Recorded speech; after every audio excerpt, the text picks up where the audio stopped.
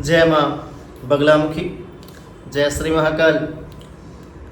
कुंवारे बच्चों के श्राद्ध पर शास्त्रों का नियम क्या कहता है। बच्चों के श्राद्ध को लेकर अक्सर असमंजस की स्थिति उत्पन्न रहती है, तो बहुत सारे लोगों के मन में एक कन्फ्यूजन रहता है कि अक्सर जो घर परिवार में या कुल में कोई कुंवारे बच्चे की यदि मृत्यु हो जाती है तो उस पर शास्त्र का नियम क्या कहता है।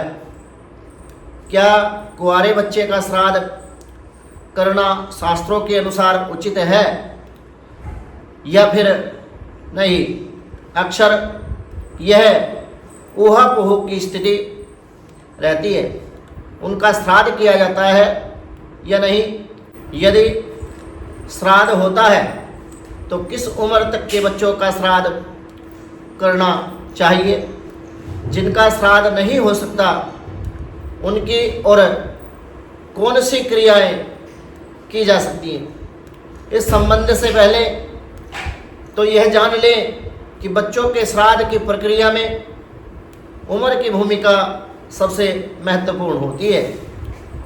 मृतक बच्चे की उम्र के अनुसार यह तय होता है कि उसका श्राद्ध होगा या नहीं।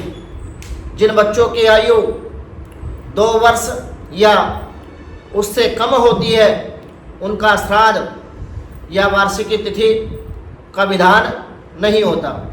भक्तों, यदि आप अपने जीवन में कुछ नया सीखना चाहते हैं तो आप हमारे YouTube चैनल माँ बगलामुखी भक्त कुरुक्षेत्र को सब्सक्राइब अवश्य करें। मैं आचार्य प्रदीप भारद्वाज माँ बगलामुखी के YouTube चैनल में आप सभी भक्तों का हार्दिक स्वागत करता हूँ, हार्दिक अभिनंदन करता हूँ। आपसे निवेदन करता हूँ कि फेसबुक पर हमारा पेज बगलामुखी दिव्य लोक अनुष्ठान केंद्र को भी आप फॉलो अवश्य कर लें और इंस्टाग्राम पेज को भी फॉलो अवश्य करें। यदि मेरे द्वारा दी गई जानकारी आपको अच्छी लगे तो आप YouTube चैनल को सब्सक्राइब अवश्य करें और इस वीडियो को अधिक से अधिक संख्या में आप शेयर करना ना भूलें। जिन बच्चों की आयु 2 वर्ष या फिर इससे कम होती है उनका श्राद्ध या वार्षिकी का जो विधान है वो नहीं होता। इसको शास्त्रों में वर्जित बताया गया है। 10 वर्ष से कम आयु की कन्या के साथ भी यही नियम लागू होता है। उनका भी श्राद्ध और वार्षिकी तिथि करने का विधान शास्त्रों में वर्जित बताया गया है, ये विधान नहीं है।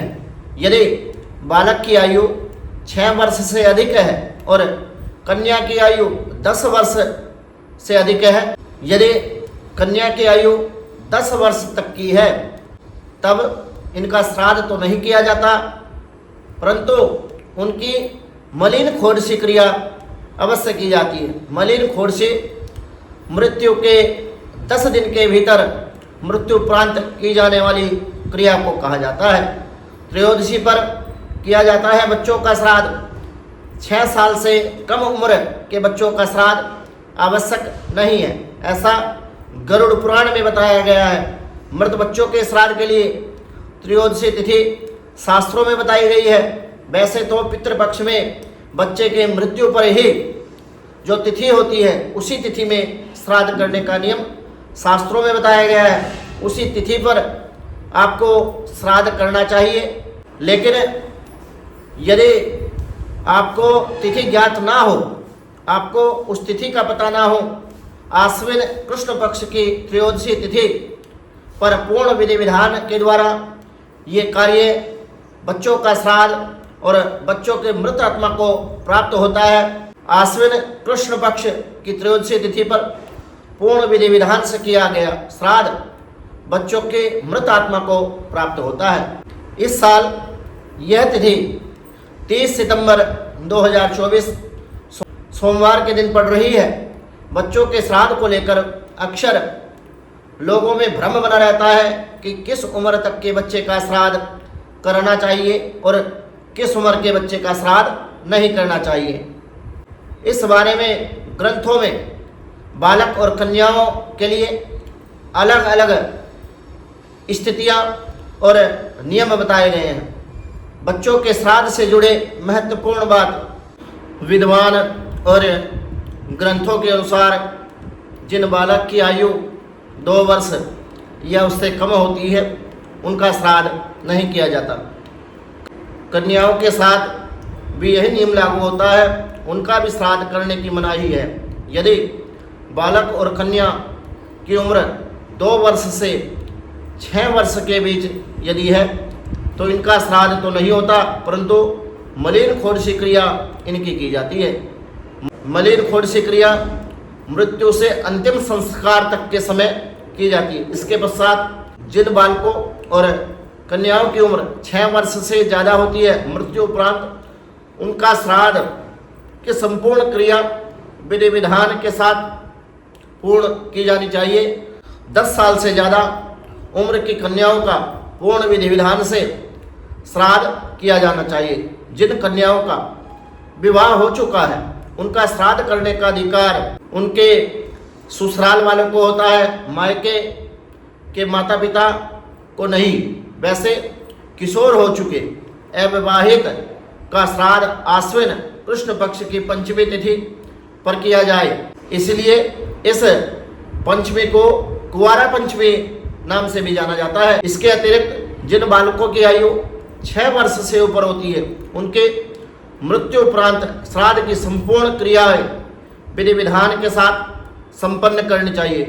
कन्याओं के 10 साल से ज़्यादा की उम्र में मृत्यु होने पर श्राद्ध प्रक्रिया नियम अनुसार की जाती है। यदि मृत्यु की तिथि याद ना हो या मृत्यु की तिथि ज्ञात ना हो तब मृत बच्चों का जो श्राद्ध है वो त्रयोदशी तिथि के दिन करना ही उत्तम माना जाता है। भक्तों, मेरे द्वारा दी गई जानकारी यदि आपको अच्छी लगी हो तो आप हमारे YouTube चैनल माँ बगलामुखी भक्त कुरुक्षेत्र को सब्सक्राइब करना ना भूलें। मैं आचार्य प्रदीप भारद्वाज। यदि आपके घर में पितृदोष है, प्रेत दोष है और आप अपने इस कभी ना खत्म होने वाली दोष से मुक्ति पाना चाहते हैं, क्योंकि पितृदोष के कारण जीवन में अनेकों प्रकार की समस्याएं उत्पन्न रहती हैं और आप यदि अपनी समस्या से छुटकारा पाना चाहते हैं तो श्राद्ध पक्ष इसके लिए सर्वोत्तम समय हमारे शास्त्रों में बताया जाता है। आप भी यदि पितृदोष से मुक्ति हेतु गायत्री यज्ञ या फिर पितृयज्ञ या फिर नारायण बलि, प्रेत दोष की विमुक्ति हेतु या फिर प्रेत दोष या अधोगति पितरों की मुक्ति हेतु त्रिपिंडी श्राद्ध यदि कराना चाहते हैं तो आप हमारे संस्थान के व्हाट्सएप नंबर 94 166 68 133 941 666 8133 इस नंबर पर आप व्हाट्सएप करके अपने अपॉइंटमेंट बुक करें और अपनी पूजा बुक करा करके अपने जीवन में चल रही अनेकों प्रकार की ज्ञात अज्ञात समस्याओं से मुक्ति पाएं और पितरों को प्रसन्न करें। जानकारी अच्छी लगी हो तो वीडियो को अधिक से अधिक संख्या में शेयर करना ना भूलें। जय माँ बगलामुखी, जय श्री महाकाल।